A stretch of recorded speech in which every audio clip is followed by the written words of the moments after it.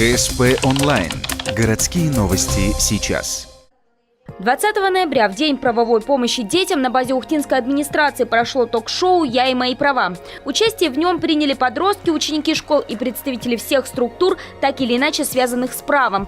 Для взрослых ребята подготовили вопросы, которые их интересуют. Большинство коснулось поведения, а именно как действовать ребенку в правовом поле. Можно ли быть официально трудоустроенным, как привлечь к ответственности матершинника и даже можно ли взять без спросу покататься чужой велосипед.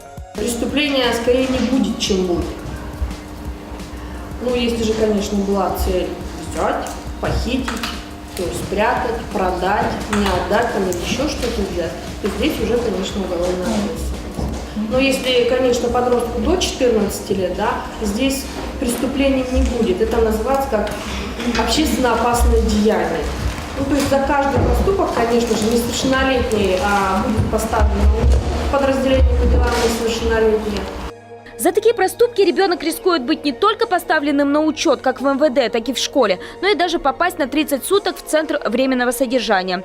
Но если подросток так ведет себя, скорее всего, в его жизни что-то неладно. Избежать таких вот последствий может своевременная помощь психолога. Уже с 10 лет дети могут сделать это самостоятельно, обратившись в Центр помощи семье и детям. Также взрослые напомнили школьникам, что они имеют полное право на помощь по телефону доверия 8 800 2122. Он действует бесплатно, круглосуточно и анонимно.